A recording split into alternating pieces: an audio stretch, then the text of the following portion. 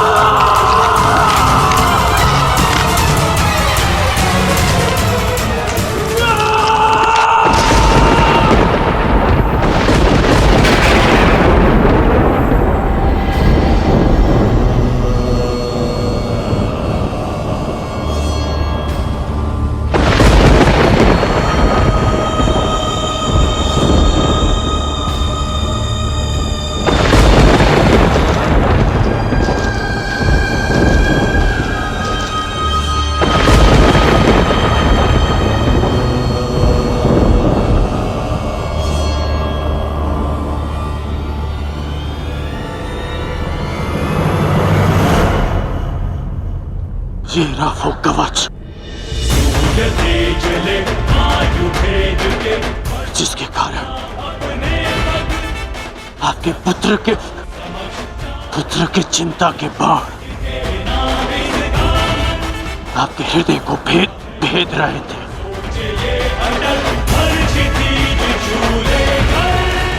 दान स्वीकारिए इंद्रदेव।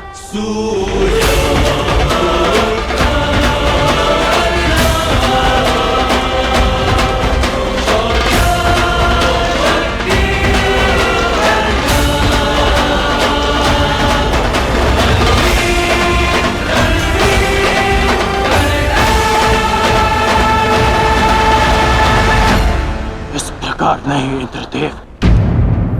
तो किस प्रकार पुत्र? दान स्वीकारने के लिए अपने वास्तविक रूप में आइए इंद्रदेव।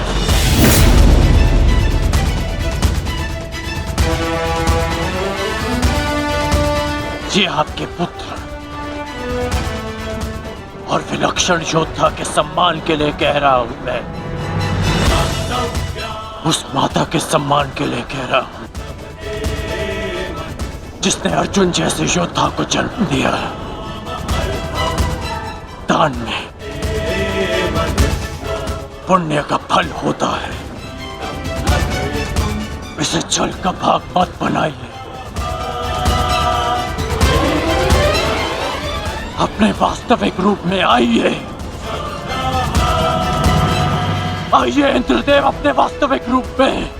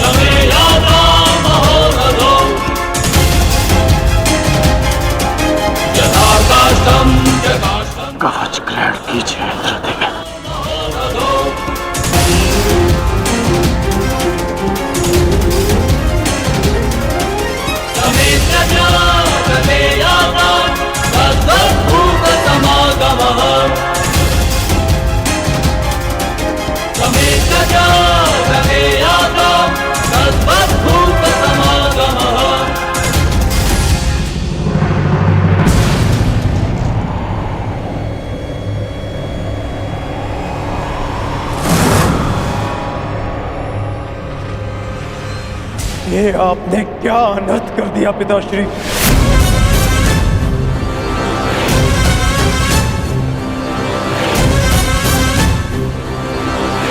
क्यों? क्या आवश्यकता थी आपको इसकी, जो आपने कर्ण से उसका कवच कुंडल छीन लिया?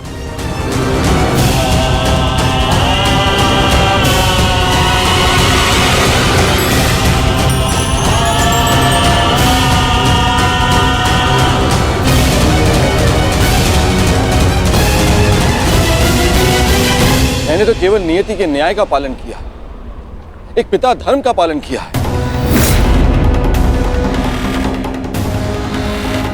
ये किस प्रकार का पिता का धर्म है पिताश्री?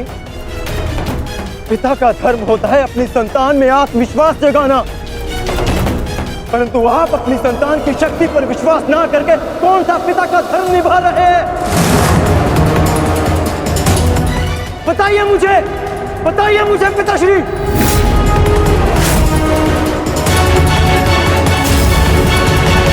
अर्जुन, मैं तो केवल तुम दोनों के बीच होने वाले युद्ध में शक्ति का संतुलन बना रहा था। जब तक कर्ण के पास एक कवच और कुंडल था, तब तक तुम्हारा कोई भी प्रहार कर्ण पर प्रभाव ना करता, जबकि तुम्हारे पास ऐसी कोई दैव्य ढाल नहीं। आज मैं तुम दोनों के मध्य न्यायपूर्ण ध्वंस चाहता था। न्याय नहीं, छल किया है आपने पिताश्री। छल करके आपने कर्ण से दान में उसकी ढाल मांग ली। महान बनने के लिए मित्रों की आवश्यकता होती है, और उससे भी अधिक महान बनने के लिए प्रबल शत्रुओं की। परंतु आपने तो मेरे शत्रु को निर्बल बनाकर मेरा मान ही कम कर दिया। मुझे आपसे ऐसी आशा नहीं थी पिताश्री। पहले एकलव्य के साथ अन्याय, उसका अंगूठा छीन कर उसे बाण संधान करने के लायक नहीं छोड़ा आचार्य द्रोण ने, और अब आपने अंगराज से उसका कवच छीन लिया। क्यों? क्या आपको मेरी शक्ति पर इतना भी विश्वास नहीं था, जो आपने इतना बड़ा छल किया पिताश्री?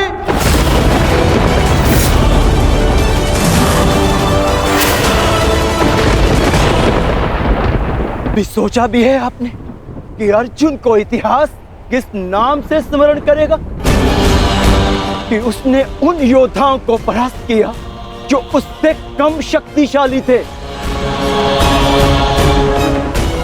कि समान कौशल रखने वालों के साथ छल किया उसने। मैंने इस महायुद्ध में कर्ण को परास्त करने का वचन दिया था, परंतु मेरे लिए मेरी सबसे बड़ी विजय को आपने छल से रचा हुआ प्रारब्ध बना दिया पिताश्री। और यदि अब मुझे विजय मिली तो भी उसे आपका छल गिना जाएगा, मेरी कुशलता नहीं। प्रारब्ध क्या है उसे कोई नहीं जानता अर्जुन। मुझसे मेरे कवच को छीना है, परंतु मेरे कौशल को नहीं।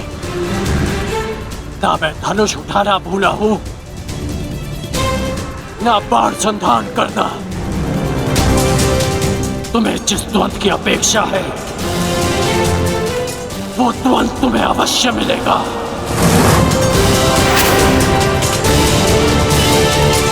स्मरण रखिएगा पिताश्री, ना मैं कभी इस छल के बोझ से मुक्त हो पाऊंगा, और ना ही कभी आप इस अपराध बोझ से।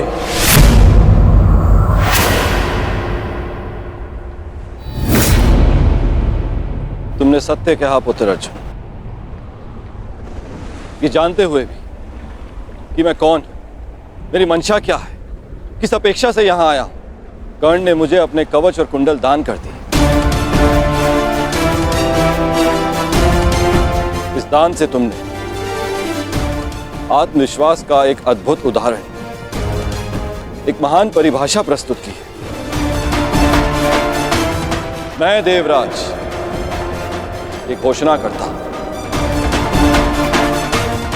तुम्हारा ये बलिदान इस युद्ध का सबसे महान, सबसे उच्च बलिदान सिद्ध होगा। समस्त संसार में तुम महादानवीर कर्ण के नाम से प्रसिद्ध होगे।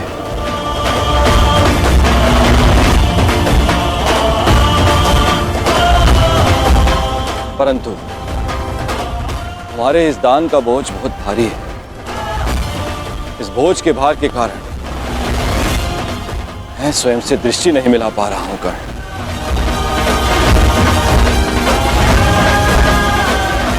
इसे हल्का कर दो कर्ण। और अब मैं तुम्हें वो अस्त्र देना चाहता हूं जो समस्त संसार में किसी भी प्रकार की ढाल को वेध सके।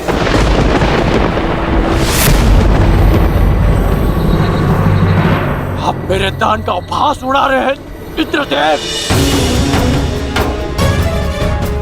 ये एक दान था, कोई व्यापार नहीं। यदि आप कवच कुंडल के स्थान पर मेरे प्राण भी मांगते तो मैं प्रसन्नता से दे देता। मैं एक सूत पुत्र हूं और मेरे पिता ने मुझे सदा देना सिखाया है, लेना नहीं।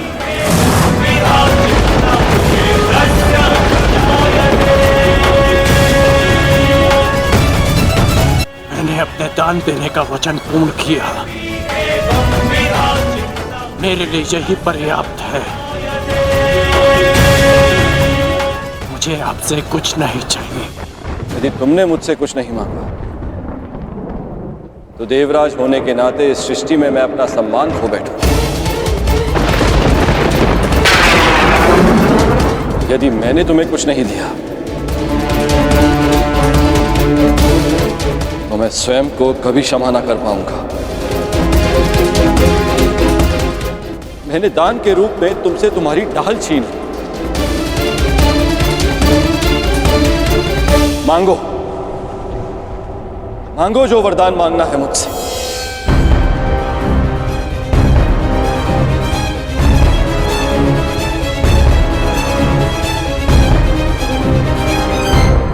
मांगो कर्ण।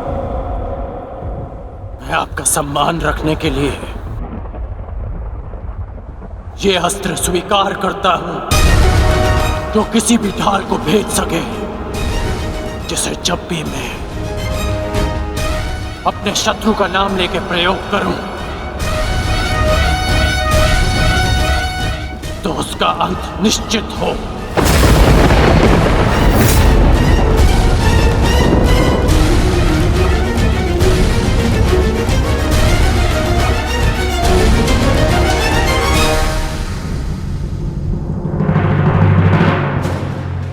ठीक है, मैं तुम्हें अपनी अमोघ वास्तविक शक्ति प्रदान करता हूं।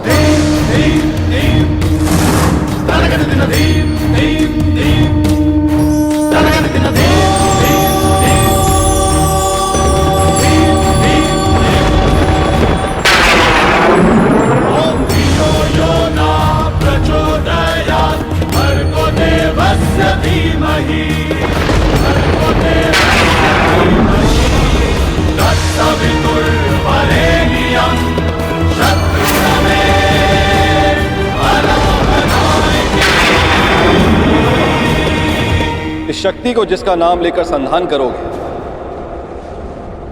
वो अवश्य मृत्यु को प्राप्त होगा। किंतु स्मरण रहे, इस शक्ति का प्रयोग तुम केवल एक ही बार कर पाओगे, मेरा मान रखने के लिए। तुम्हारा धन्यवाद है दानवीर कर्ण।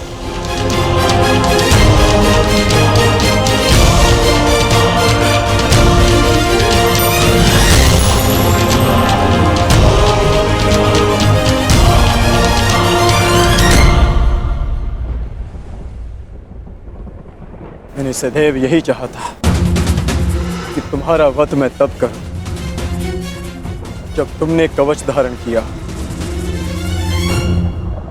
ये कवच मेरा कौशल, मेरी प्रतिभा नहीं। ये कवच छिनने के पश्चात अब ये द्वंद समान है, परंतु तुम सावधान रहना, क्योंकि इस अस्त्र का प्रयोग मैं तुम पर ही करूंगा।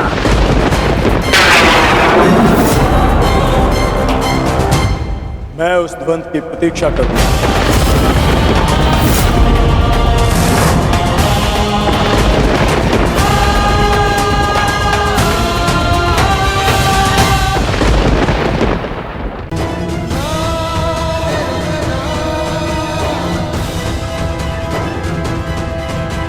मुझे इन्हें चिकित्सा के लिए शिविर ले जाना होगा।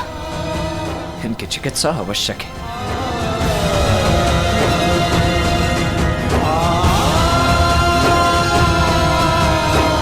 पिताश्री, मैं आपको कुछ नहीं होने दूंगा।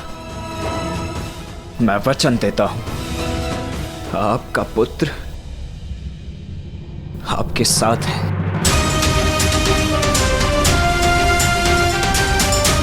पुत्री कुंती इतनी व्यथित होकर कहां जा रही है? क्या कारण होगा?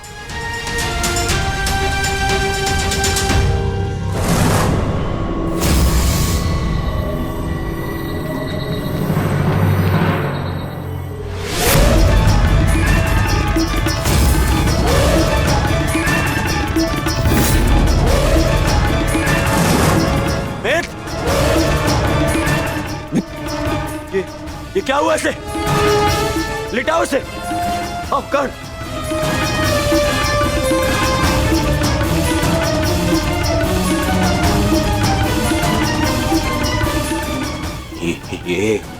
ये क्या हुआ मेरे मित्र को?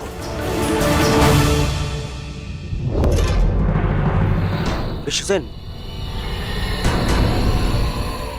मेरे मित्र की ये दशा किसने की?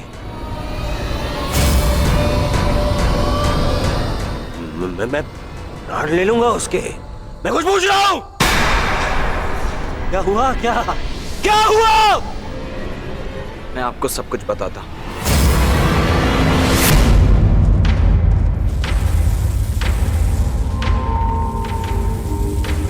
माता,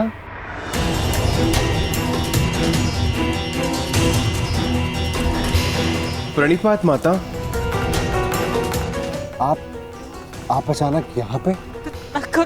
सहदेव, शीघ्र में सब चलो। परंतु कहाँ माता? ये सिद्ध करने के लिए केवल तुम मुझे माता कहते हो, हृदय से भी मानते हो।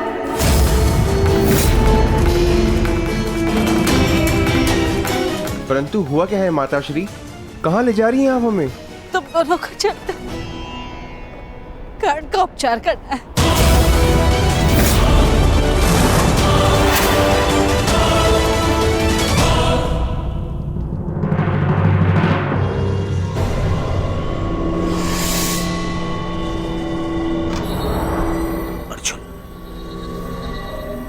ये छल उस अर्जुन ने किया है। वो कर्ण को समाप्त कर देना चाहता था। अब उस अर्जुन के साथ साथ उन पांडवों को भी समाप्त कर दूंगा मैं। पांडव पुत्रों, मैं आ रहा हूं।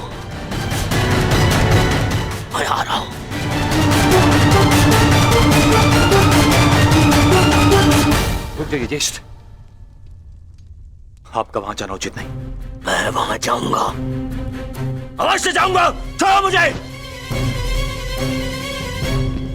रुक जा मित्र।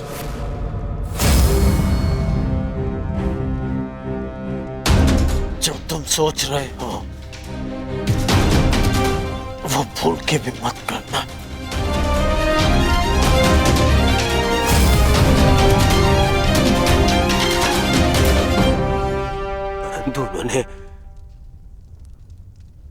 उन्होंने तुम्हारे साथ में छल किया मित्र। मेरा मित्र मेरी जीवन की सबसे बड़ी शक्ति छीनना चाहा उन्होंने, और अब उन्हें लगता है कि वो हमारा नाश कर देंगे। कैसे? मित्र, मेरा कवच लिया गया है, पर मेरी निष्ठा और मेरा विश्वास नहीं। मेरे कुंडल ले लिए, पर मेरा कौशल नहीं।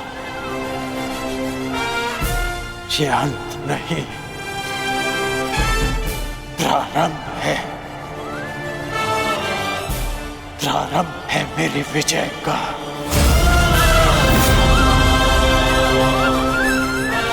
ये क्या कह रहे हो मित्र? हाँ,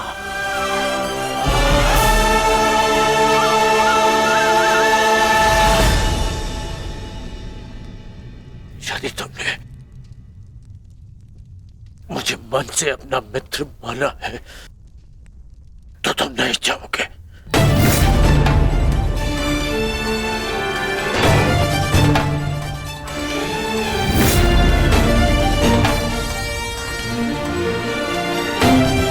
मैं जाकर चिकित्सक को ले आता हूं।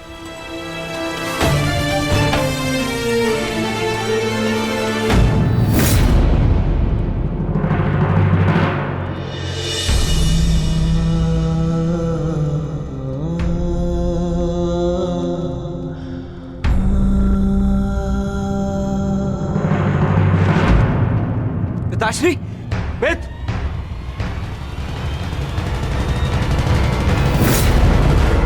ये आप क्या कह रही हैं माता? कर्ण हमारा शत्रु है और हमारे भ्राता अर्जुन के प्राणों का प्यासा है वो, और आप चाहते हैं हम उसका उपचार करें? और वैसे भी बड़ा शूरवीर बनता है, हम भला उसकी सहायता क्यों करें? क्योंकि कर्ण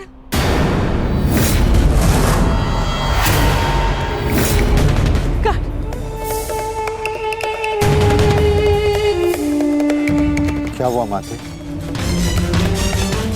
क्या कुछ ऐसा है जो आप मुझसे छिपा रही हैं? बताइए। वो कर्ण, वो मेरा सबसे योग्य शत्रु है ज्येष्ठ।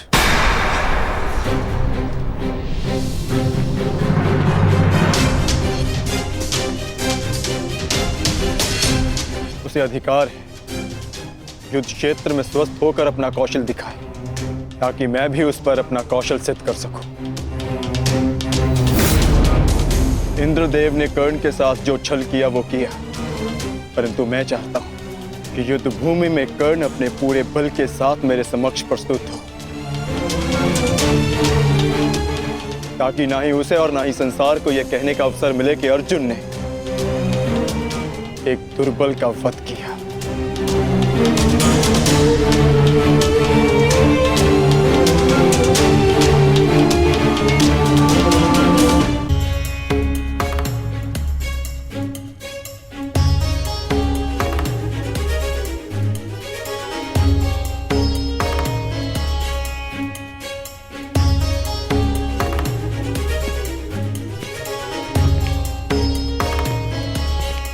क्षमा करें युवराज, क्योंकि अंगराज के शरीर पर घाव अधिक गहरे हैं, इसलिए मैं उनकी रक्षा नहीं कर सकता।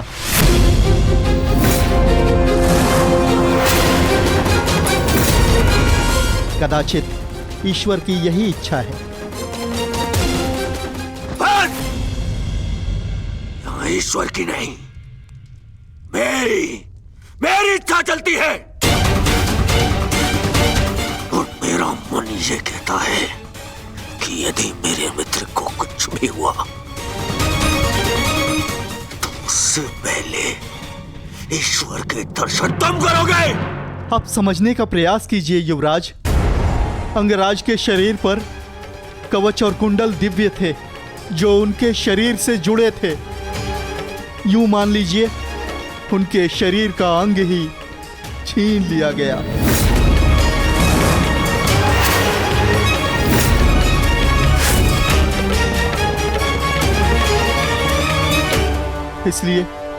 मैं उनकी सहायता नहीं कर सकता।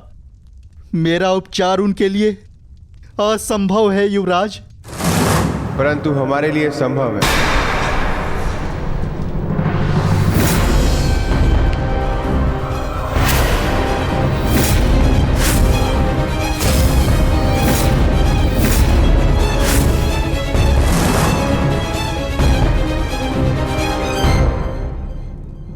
तो जो कार्य अर्जुन के पिता पूर्ण नहीं कर पाए वो पूर्ण कर रहा है भानुपुत्रों। इतना साहस कैसे हुआ इस शिविर में आने का? कैसे? ये मेरे आदेश से यहाँ है पुत्र दुर्योधन। कर्ण की इस दशा का जितना तुम्हें दुख है उससे कई अधिक हमें खेद है। इसलिए मैं नकुल और सहदेव को यहाँ लाई हूँ कर्ण का उपचार करने के लिए।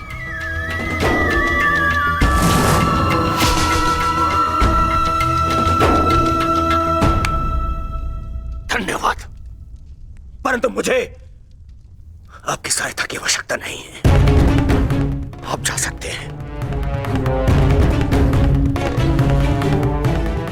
मैं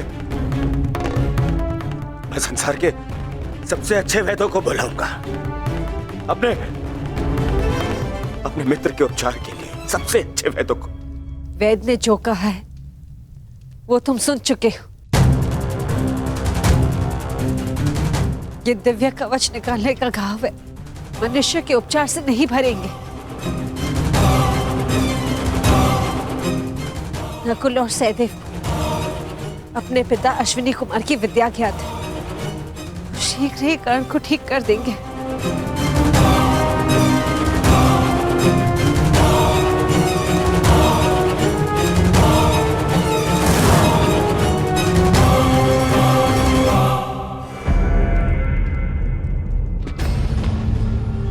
कर्ण को कुछ भी हो गया तो उसका उत्तरदायित्व कौन लेगा?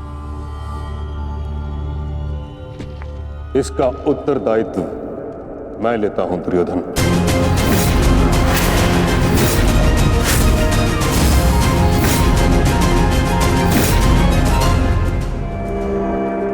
मुझे नकुल सहदेव की योग्यता पर पूर्ण विश्वास है।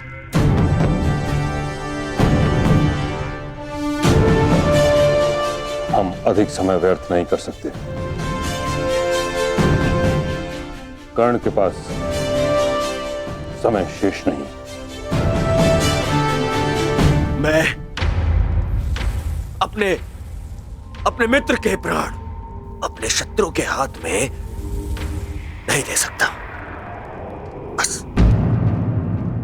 परंतु एक पुत्र का दायित्व एक माता को तो दे सकते हो ना दुर्योधन पुत्र।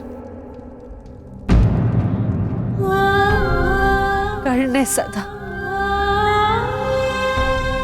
मुझे आके सम्मान का आदर किया है। मैं भी सदा उसकी हितैषी रही हूं।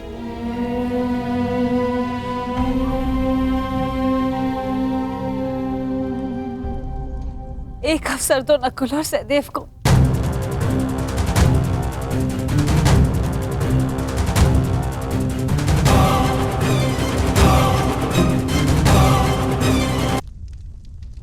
एक अवसर दो नकुल और सहदेव को। ठीक, उपचार आरंभ करो।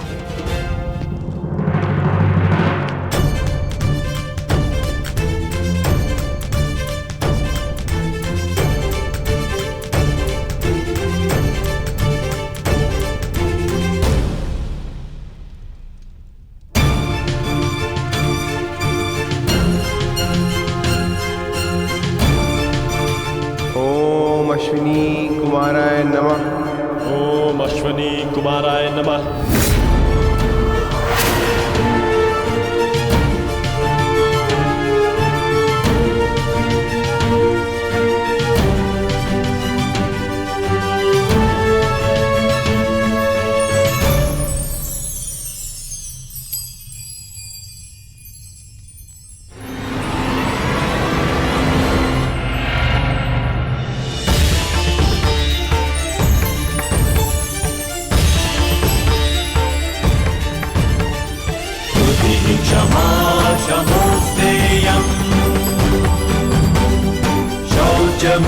शोचमिन्द्रिय निग्रह क्षमा शमोस्तेयं शोचमिन्द्रिय निग्रह निर्विद्या सत्यं क्रोधो दशकं धर्मलक्षणम् निर्विद्या सत्यं क्रोधो दशकं धर्मलक्षणम् दशकं धर्मलक्षणम् दशकं धर्मलक्षणम्।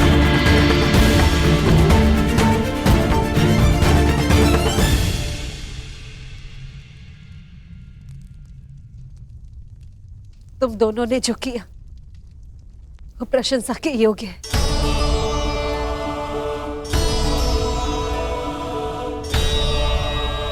अब प्रस्थान करो।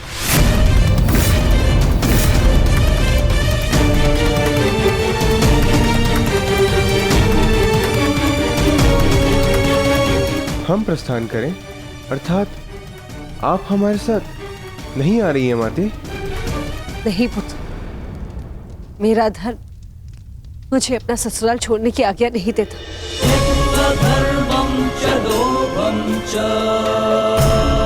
मुझे यही कौरव शिविर में रहना होगा। हम युद्ध की चौखट पे खड़े हैं माता श्री, हम आपको शत्रु शिविर में नहीं रहने दे सकते। मेरी रक्षा का दायित्व तुम ताजश्री और कर्ण पर छोड़ दो।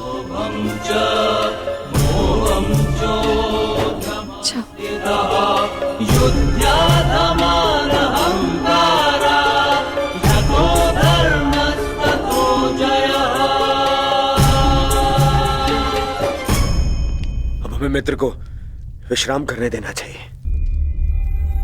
चलिए यहां से।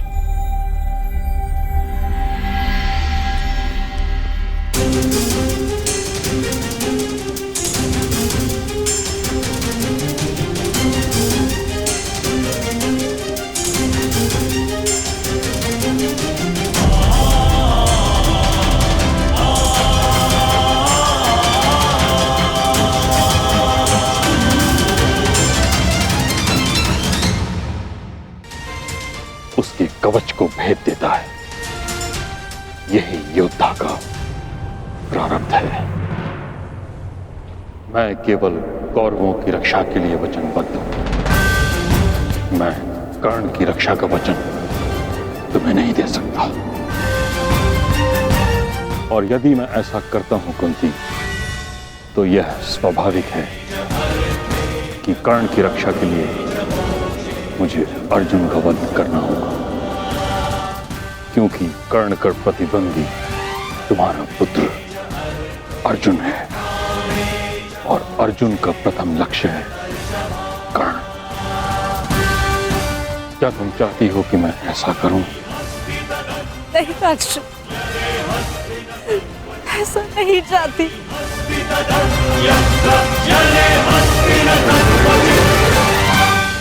कैसी परिस्थिति है प्रभु, मैं चाहकर भी कुछ नहीं कर सकती। किंतु पितामह, मैं चाहती हूँ आप कर्ण की रक्षा करें, कर्ण की रक्षा करें। मेरे पास कोई और मार्ग नहीं पुत्री।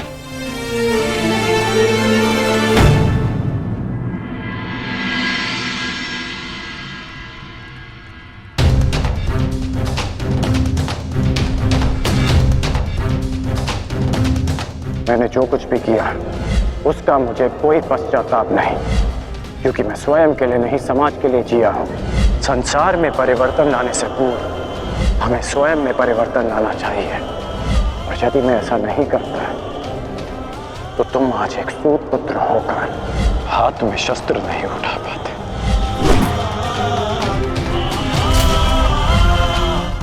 यदि एक पिता की दृष्टि से देखूं तो बहुत दुख पहुंचा था मुझे, परंतु परिवर्तन की कामना रखने वाले एक योद्धा की दृष्टि से देखूं तो मुझे ग्लानि नहीं, गर्व है तुम पर। मुझे विश्वास है कि एक दिन तुम मेरा बलिदान अवश्य समझोगे।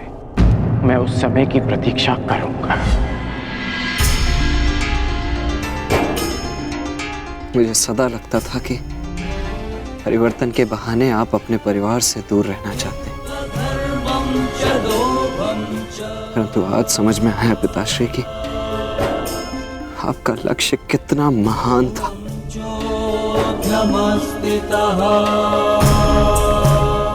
अब आंखें खोलिए पिताश्री, अपने वृषसेन से बात कीजिए। मुझे आप पर, आपकी सोच पर विश्वास है पिताश्री, विश्वास है।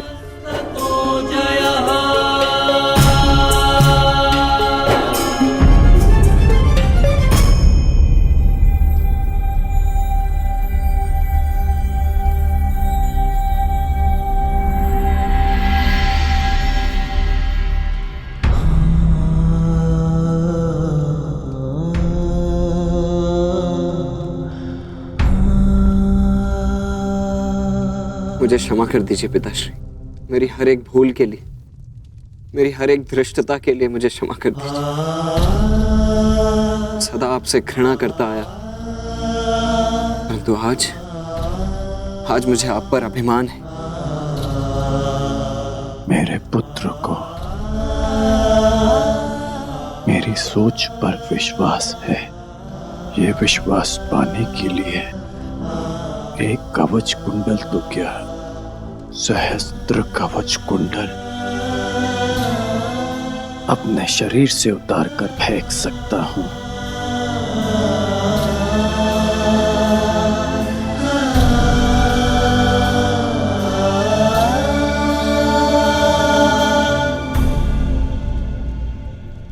अब स्वस्थ हो पुत्र?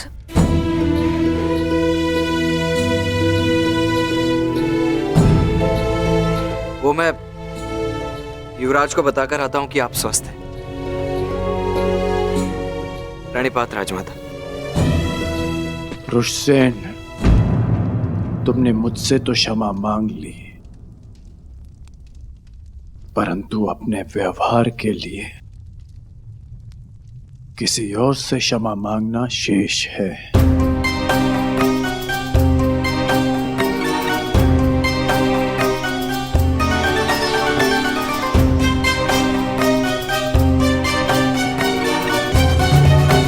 क्षमा चाहता हूँ राजमाता, वो जो भी मैंने। नहीं पुत्र, तुम्हारा कोई दोष नहीं। तुम्हारे स्थान पर कोई और पुत्र होता तो वो भी ऐसे ही करता।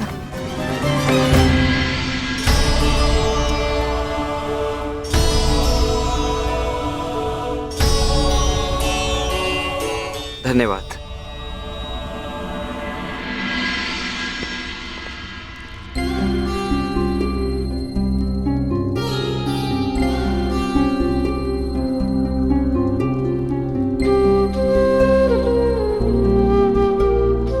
पीड़ा तो नहीं है ना?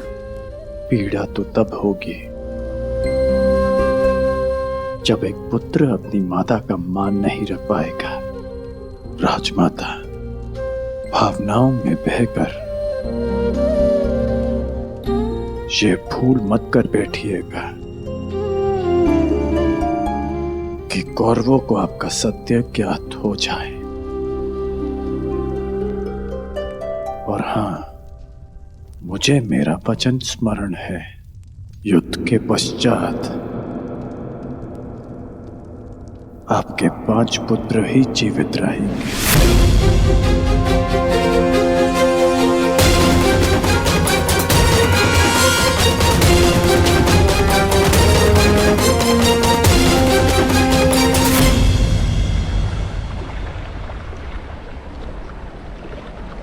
कितना सुंदर सूर्यास्त है ना गंगा पुत्र।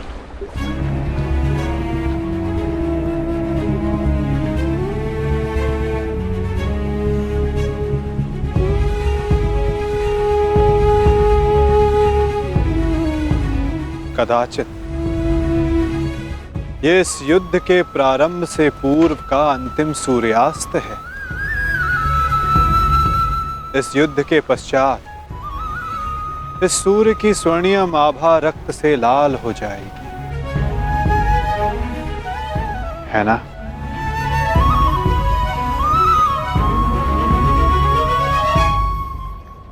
और ये रक्त मेरे ही वंश का होगा वासुदेव। मेरे वंश की सुरक्षा और नाश के मध्य की अंतिम संध्या है ये। किंतु सत्य यही है कि अब इस अनहोनी को कोई रोक नहीं सकता। आज मेरा जीवन इन्हीं प्रश्नों से घिरा हुआ है। वह प्रश्न जिनके उत्तर मेरे पास नहीं, वह संदेह जिसे मैं कभी स्पष्ट नहीं कर पाऊंगा। परंतु जब बालक के मन में प्रश्न होता है, कोई संदेह होता है, तो वो इन सब प्रश्नों का उत्तर पाने के लिए अपनी मां से पूछता है। कदाचित आपके प्रश्नों का उत्तर आपकी माता के पास हो, गंगा पुत्र।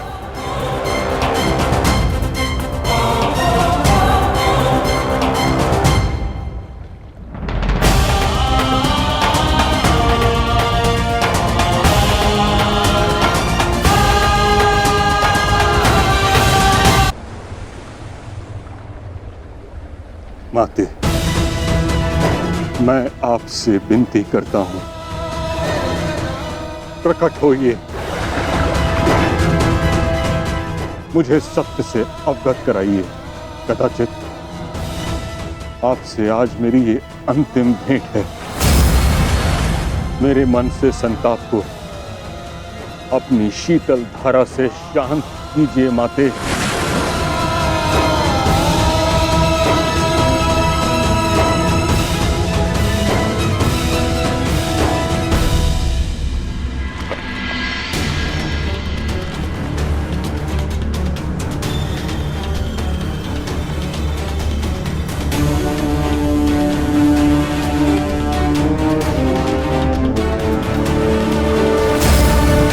मुझे क्षमा कर देना पुत्र। भगवान सूर्य नारायण तुम्हारी रक्षा करें। धर्मो रक्षति रक्षितः, तस्मात् धर्मो न हन्यो। हाँ कर्ण, तुम राधे नहीं कुंती पुत्र हो। इस महाभारत के पश्चात आपके 5 पुत्र जीवित रहेंगे। यदि अर्जुन ने मेरा वध किया तो भी, और मैंने अर्जुन का वध किया तो भी।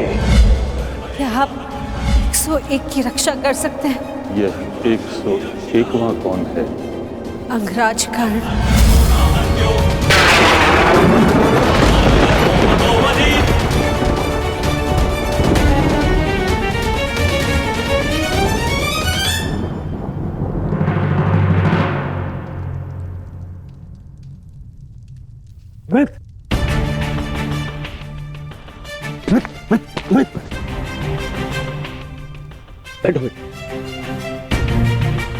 बैठो। आ गए मित्र। आज मुझे मेरे ईश्वर के ऊपर विश्वास हो गया। मेरा मित्र मेरे सामने स्वस्थ बैठा है। मैं बता नहीं सकता कि मैं कितना प्रसन्न हूं मित्र। मित्र तुम ठीक हो ना? अब मैं यह युद्ध जीतू हारू कोई अंतर नहीं पड़ता मित्र, कोई अंतर नहीं पड़ता।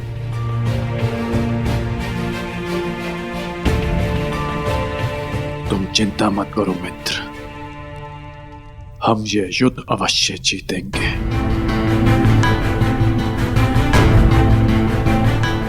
और कल तक तुम्हें इस युद्ध के लिए तैयार भी हो जाऊंगा। हाँ मित्र, हाँ। कल इस युद्ध का सबसे बड़ा महायुद्ध प्रारंभ होने जा रहा है। वृषसेन, सारी तैयारियां हो गई? जी पिताश्री, सभी महारथी और उनके सैन्य दल और अस्त्र शस्त्र सज्ज हैं। बस सारी तैयारियां हो गई मित्र। अब हमारे प्रधान सेनापति पितामह के आदेश की प्रतीक्षा है कि वो हमें इस युद्ध में हमारा स्थान बता दे। हाँ? अच्छा है। कल मैं भी अपना स्थान लेने के लिए प्रस्तुत रहूंगा। अवश्य। वैसे पितामह है कहाँ?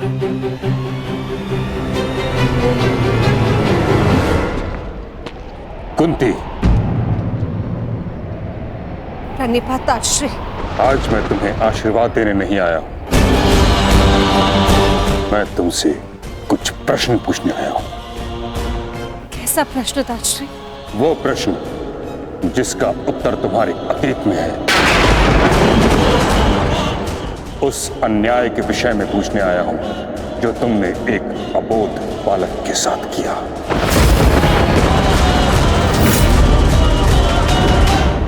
सत्य के विषय में प्रश्न करने आया हूं जो तुमने समस्त हस्तिनापुर से छुपाया। क्या दोष था उस बालक का कुंती? वरदान तुम्हें मिला, दोष तुमसे हुआ, तो फिर दंड उस बालक को क्यों?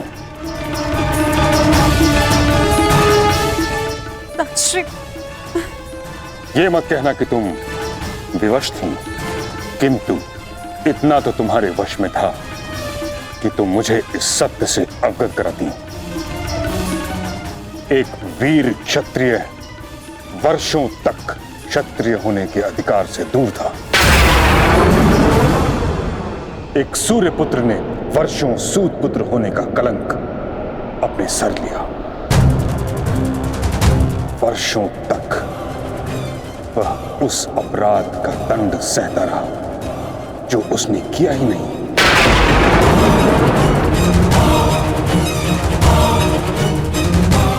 तुमने न स्वयं कर्ण के साथ अन्याय किया है कुंती, बल्कि हर पल हर पग पर उसके विरुद्ध मुझसे भी अन्याय करवाया है। मैं क्षमा चाहती हूँ ताजश्री, परंतु समझ नहीं पाई कि मैं आपको सत्य कैसे बताऊं। समझ तो तुम नहीं रही हो कुंती, कितना बड़ा अनर्थ करवा दिया है तुमने हस्तिनापुर से। एक क्षत्रिय को सूत का जीवन व्यतीत करना पड़ा। उसे ना क्षत्रियोचित शिक्षा मिली, ना ही अधिकार। रंगभूमि से उसे अपमानित करके निकाला गया। उसके भाई के मुंह में उबलता हुआ स्वर्ण डाला गया। हर पल उसे पीड़ा मिली, हर पल उसके साथ घोर अन्याय हुआ। तुमने ठीक नहीं किया कुंती, परंतु मैं अब सब ठीक कर दूंगा। हमें इस सत्य से सबको अवगत कराना होगा कि कर्ण तुम्हारा पुत्र है, अन्यथा अनर्थ हो जाएगा। नहीं ताजश्री, आप ऐसा मत कीजिए। इस सत्य का अगर सबको भान हो गया तो अनर्थ हो जाएगा। जन्म से कर्ण को सम्मान नहीं मिला। अपने कर्म से जो उसने सम्मान अर्जित किया है, सबको सत्य बताने से वो भी समाप्त हो जाएगा। मैं आपसे विनती करती हूँ ताजश्री, इस सत्य को आप रहस्य ही रहने दीजिए। विनती।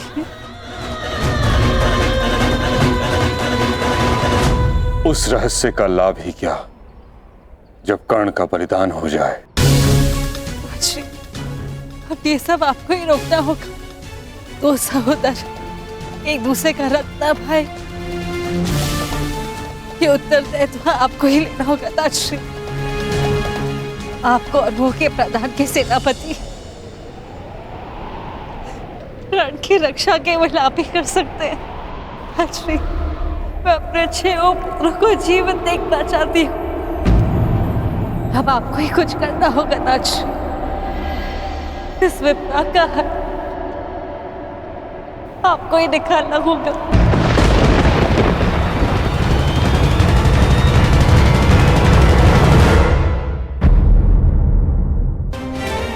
और कूटनीति यही कहती है कि यदि आधार को गिरा दिया जाए तो इमारत को गिरने में ज्यादा समय नहीं लगता।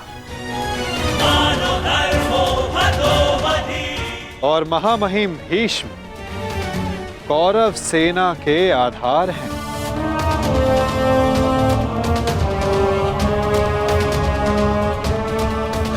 और तुम्हें उन्हें गिराना ही होगा। यदि युद्ध के प्रथम दिन ही तुम उन पर हावी हो जाओ तो ये हमारे पक्ष के लिए सर्वोत्तम होगा पार्थ।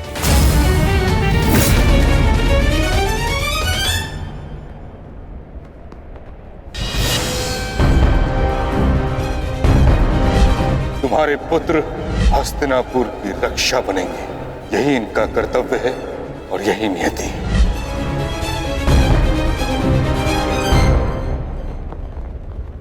कहां खो गए पार्थ? मैं बस यही सोच रहा हूं माधव, पितामह पर वश कैसे कर पाऊंगा। वो देव गुरु बृहस्पति और भगवान परशुराम के शिष्य हैं और उस पर उन्हें इच्छा मृत्यु का वरदान प्राप्त है। ऐसे विकट योद्धा को कैसे पराजित कर पाऊंगा मैं? कैसे रोक पाऊंगा मैं उन्हें? उत्तम, अति उत्तम, बधाई हो पार्थ। तुम तो महाभारत का युद्ध प्रारंभ होने से पूर्व ही पराजित हो गए।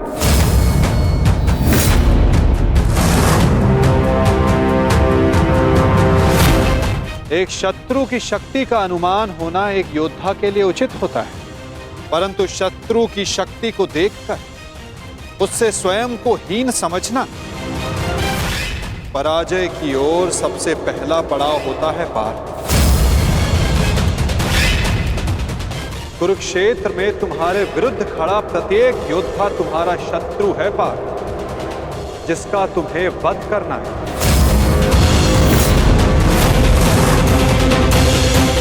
अन्यथा आज तुम भीष्म से भयभीत, कल तुम कर्ण से होगे, परसों तुम ये कहोगे कि मैं आचार्य द्रोण का सामना कैसे करूं। यदि ऐसा ही रहा तो कैसे पूर्ण करोगे अपने साथ हुए अन्याय का प्रतिकार?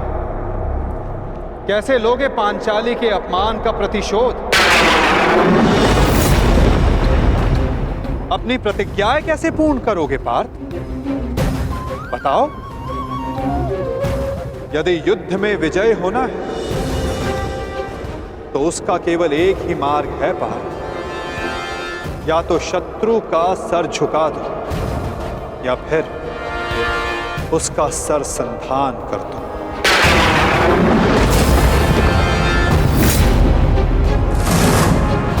यदि तुम्हें इस धर्म युद्ध में विजय पानी है तो तुम्हें अपने पितामह का सर झुकाना होगा।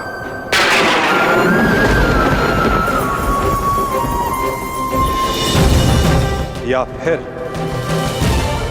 उनका सर संधान करना होगा पार्थ।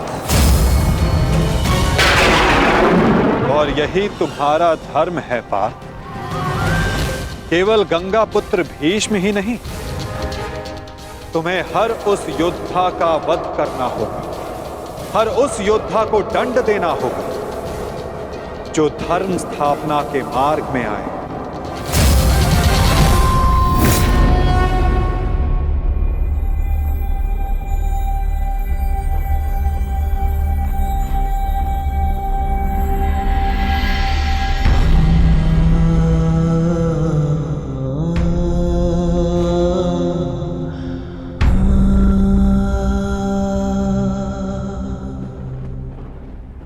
क्या हुआ पार्थ?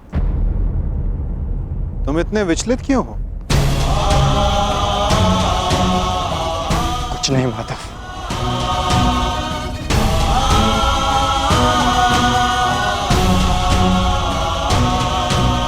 अपने सखा से सत्य छिपाना इतना सरल कार्य नहीं है पार्थ। तो बताओ, ऐसा क्या भाव है जो तुम्हारे मन को अशांत कर रहा है? बोलो पार्थ। नहीं माधव, मैं ठीक हूं।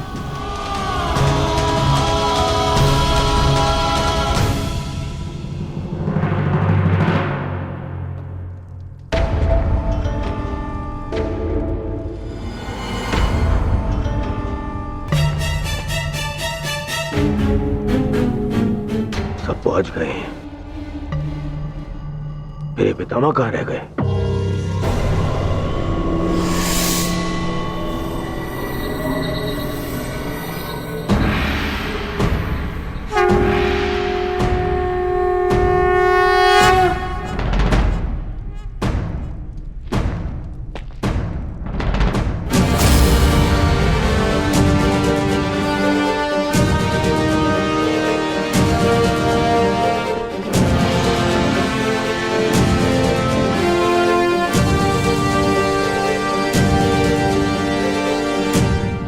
सभा आरंभ की जाए।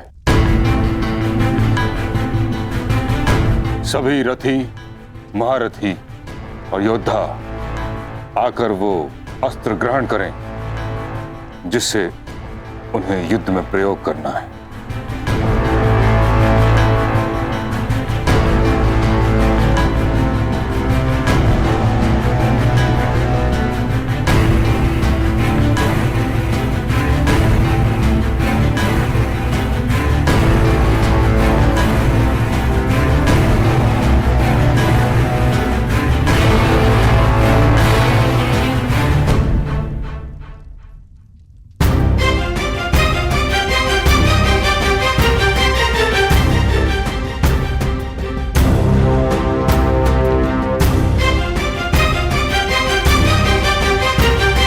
प्रणिपात महामहिम।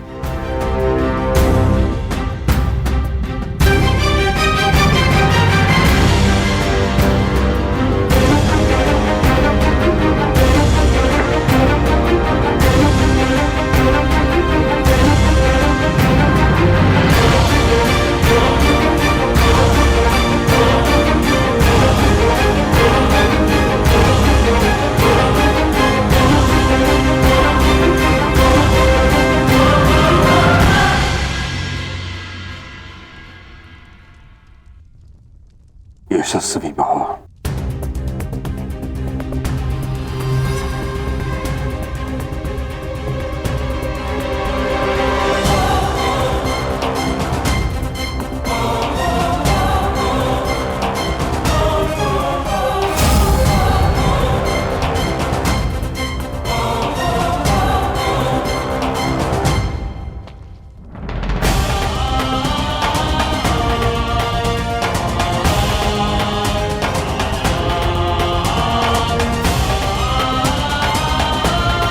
प्रणिपात महामहिम।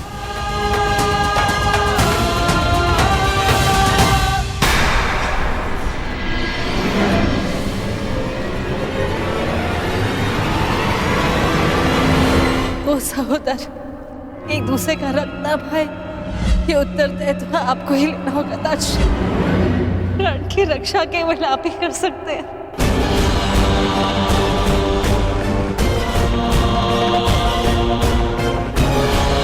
मैं अपने 6 पुत्रों को जीवित देखना चाहती हूँ।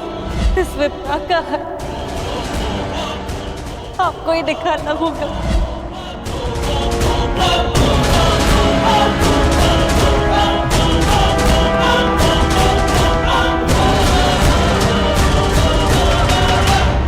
मेरा शस्त्र महामहिम। क्या हुआ पितामह?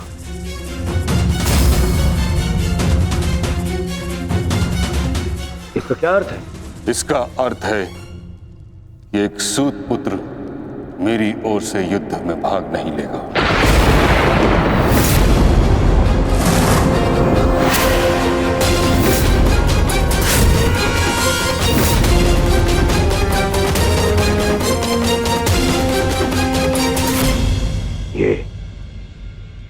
ये क्या कह रहे हैं आप पितामह? आप भूल रहे हैं वर्षों पहले मैं अंगराज को राजा घोषित कर चुका हूं। उसके कर्म को, उसके जन्म से प्रधानता दी थी आपने। कर्ण ने मेरे लिए दिग्विजय प्राप्त की है।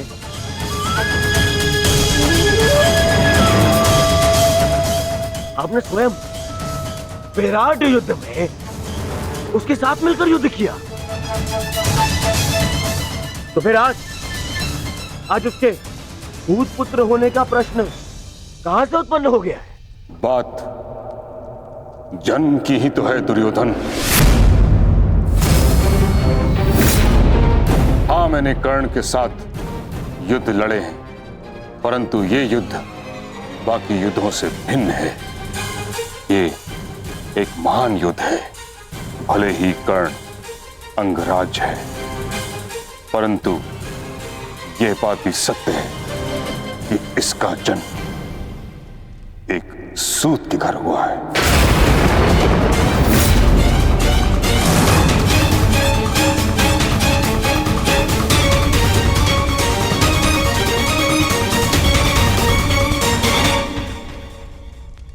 मैंने सदा इस पल की प्रतीक्षा की है जब मैं ये सिद्ध कर सकूं कि जीवन जन्म पर नहीं, कर्म पर निर्भर होता है। और आज जब ये समय आया तो आप मुझसे कह रहे हैं कि मैं रिक्त हाथ लौट जाऊं। यह युद्ध केवल मेरा अधिकार नहीं, मेरे जीवन जीने का लक्ष्य है। आप मुझसे मेरा अधिकार, मेरा लक्ष्य मत छीनिए। मैंने अपने मित्र को वचन दिया है कि इस युद्ध में मैं उसकी रक्षा करूंगा, पूर्ण रूप से मैं उसकी सहायता करूंगा, चाहे मेरे प्राण क्यों ना चले जाएं।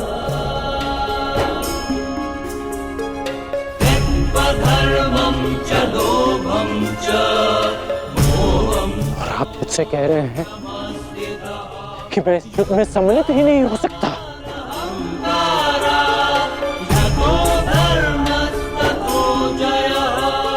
ऐसा क्या अपराध कर दिया मैंने कि आप मुझे यह दंड दे रहे हैं?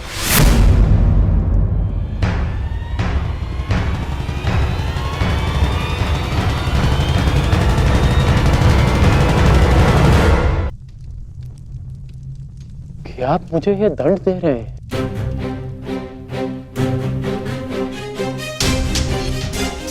मैं कौरवों का सेनापति हूं और एक सूत पुत्र को अपने निर्णय का कारण बताना उचित नहीं समझता।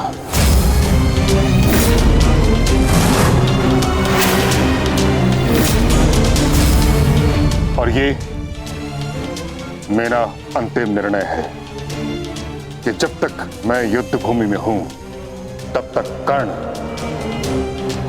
युद्ध भूमि से दूर रहेगा।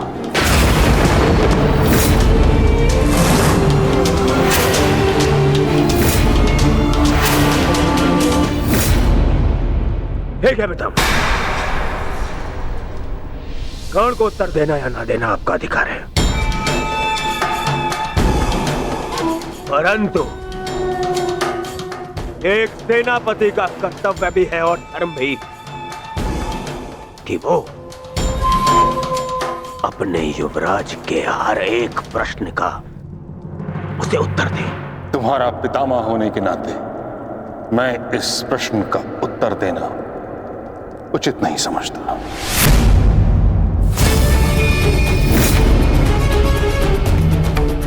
परंतु मैं कारण समझ चुका हूं, और कारण ये है कि आपका मन उन पांडवों के पक्ष में डोल रहा है। उन पांडवों के प्रेम में आपकी प्रतिज्ञा दुर्बल हो गई है।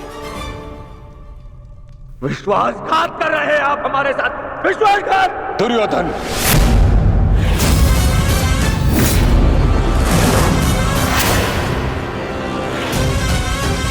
नहीं पितामह, मुझ पर क्रोध दिखाने से आपका सत्य बदल नहीं जाएगा।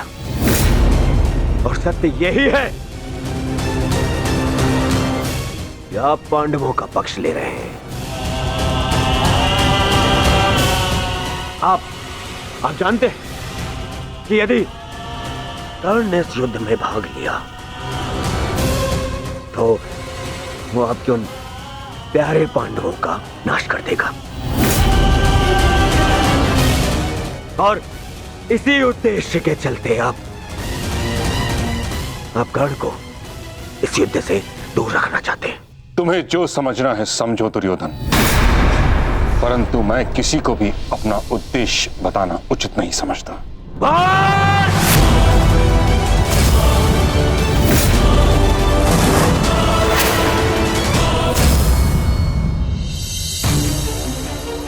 बहुत हो गया पितामह, बहुत हो गया। अब आपको अवकाश लेने की आवश्यकता है। बूढ़े हो गए हैं आप।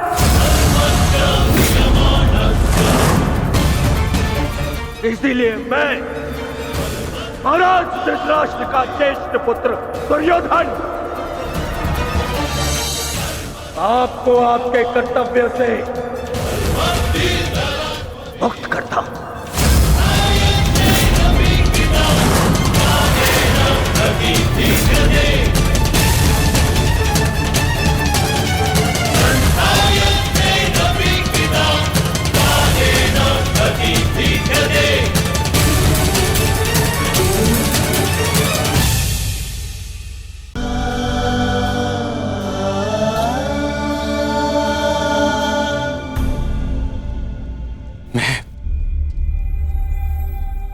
और मेरा मन इस दुविधा में है कि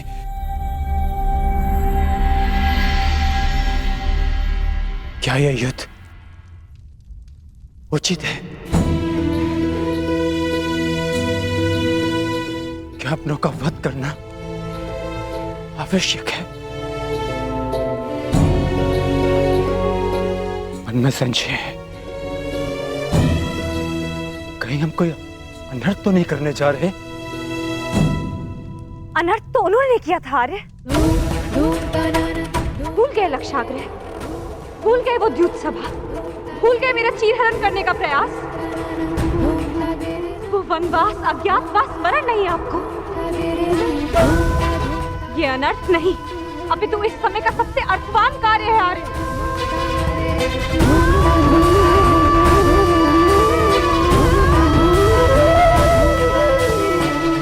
ये धर्म युद्ध है, उनके विरुद्ध जिन्होंने अधर्म किया और उनके विरुद्ध जो मौन रहकर इस अधर्म के साक्षी बने।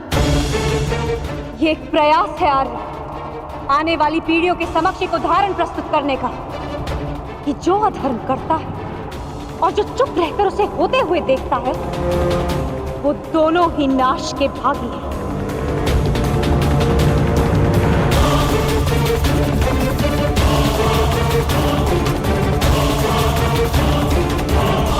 आप अनावश्यक रूप से स्वयं के मन पर बोझ डाल रहे हैं आर्य। आप योद्धा हैं और ये महायुद्ध आपके जीवन का लक्ष्य, आपका कर्तव्य और आपका धर्म। धर्म?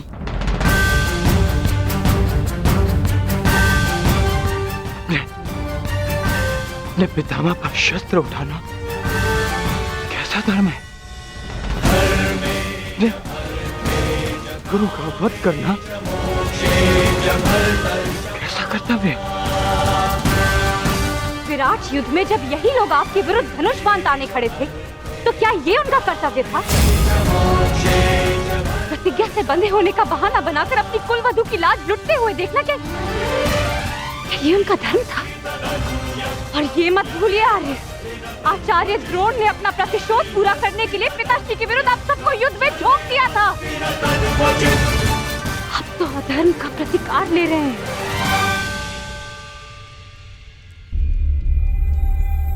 कहीं ऐसा तो नहीं आ रहा कि आपको ऐसा लग रहा है कि जो कुछ भी उन्होंने किया वो धर्म था, उचित था?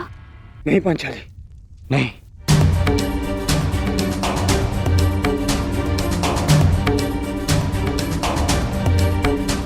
जो उन्होंने किया वो सर्वथा अनुचित था,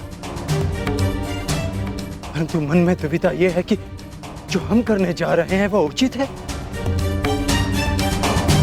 यदि हम भी उनकी ही भाषा में उन्हें उत्तर देंगे तो फिर हम में और उनमें क्या अंतर रह जाएगा?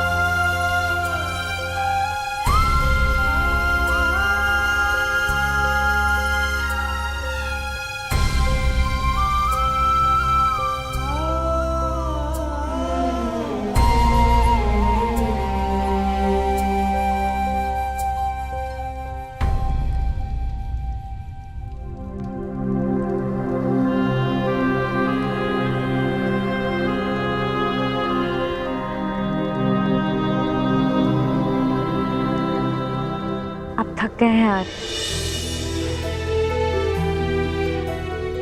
विश्राम कीजिए, सो जाए। सो जाऊं? कैसे सो जाऊं पांचाली, जबकि मुझे ज्ञात है कि कल प्रातः मुझे वाहन संधान करने हैं जो मेरे परिजनों को मृत्यु की नींद सुला देंगे।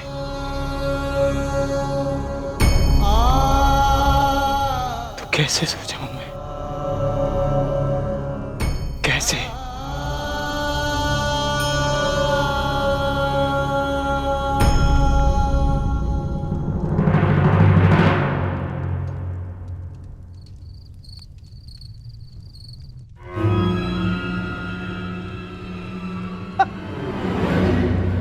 साम दाम दंड भेदेन अस्माकं विजयम निश्चितम।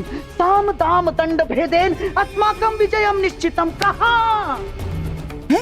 कैसे होगा? अपनी मित्रता के भावावेश में बहकर तुम बहुत बड़ी भूल कर रहे हो दुर्योधन, बहुत बड़ी भूल। वो अंगराज अब वो कर्ण नहीं रहा जिसे अस्त्र बनाकर तुम पांडवों पर प्रयोग करना चाहते थे ना, जिसकी सारी शक्ति उसके कवच और कुंडल में थी, जो अब नहीं है, जिसके जाते ही कर्ण केवल और केवल मात्र एक साधारण योद्धा और एक साधारण धनुर्धारी रह गया है दुर्योधन। और ऐसे व्यक्ति को तुम प्रधान सेनापति बनाना चाहते हो? है?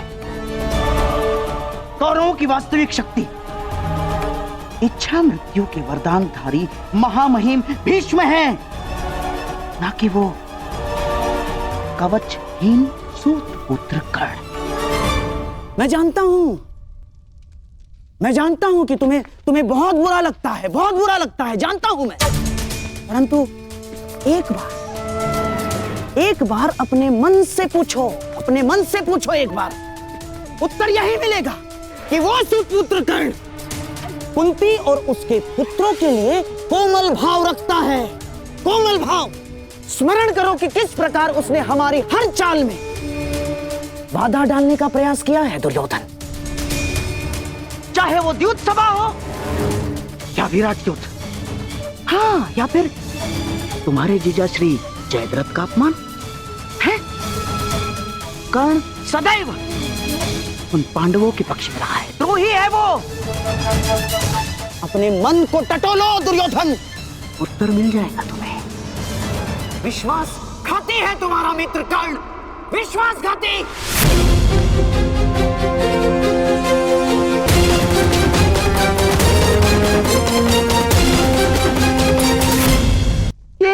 ये क्या कर रहे हो?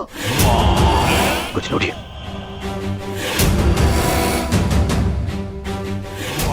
मैंने अपने मन को टटोल कर देखा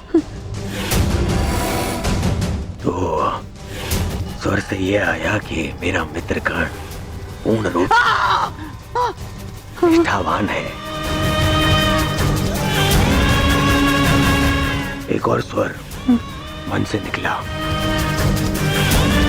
कि यदि मेरे मित्र कर्ण के ऊपर कोई भी उंगली उठाए तो उसे तोड़ देना।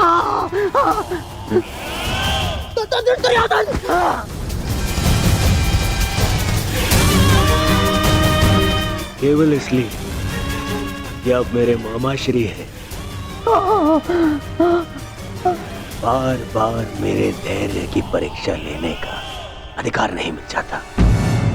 भविष्य में स्मरण रखना, जब मैंने अपने संबंधियों को क्षमा नहीं किया, उन्हें 5 गौना देकर इस महायुद्ध का आह्वान कर दिया,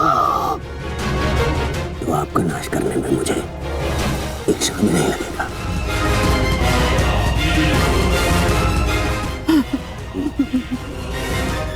इसलिए स्मरण रखना,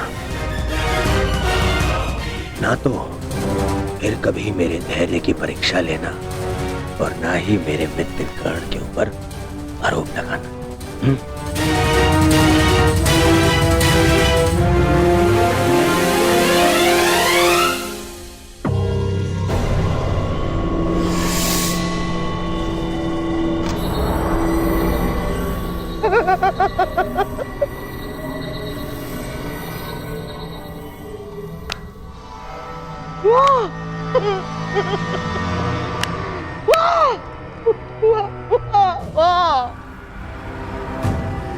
मेरे होने वाले सम्राट, वाह! आज तुमने उस पुत्र के कारण अपने उस मामा का अपमान किया जो अपना सब कुछ त्याग कर तुम्हारे हित के लिए, केवल तुम्हारे हित के लिए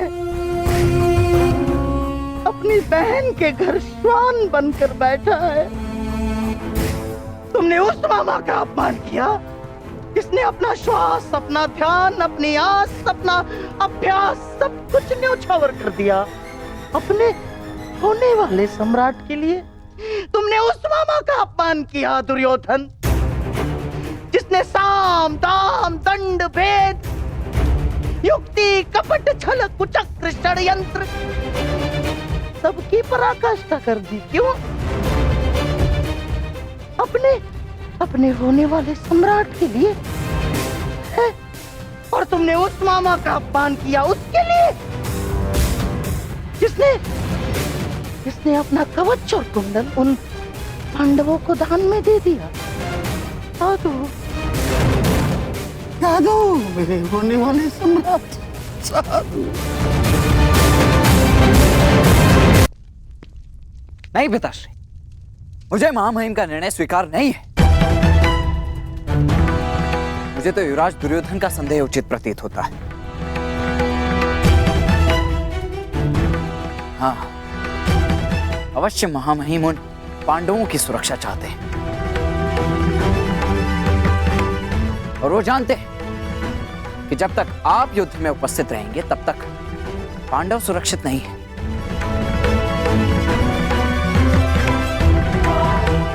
तभी वो आपको युद्ध से दूर रखना चाहते हैं।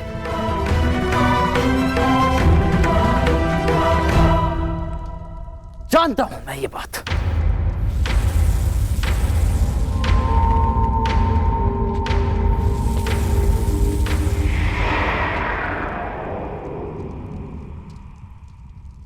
शांत हो जाओ पुत्र। कैसे शांत हो जाऊं पिताश्री? इस समय कौरवों को सबसे अधिक आवश्यकता आपकी है, ना कि महामहिम की। ये एक योद्धा नहीं, एक पुत्र बोल रहा है। युद्ध में योद्धा के बल से अधिक अनुभव का बल काम आता है। गंगा पुत्र भीष्म को ऐसे ही महामहिम नहीं कहा जाता। स्वयं गुरु परशुराम भी उन्हें परास्त नहीं कर पाए थे।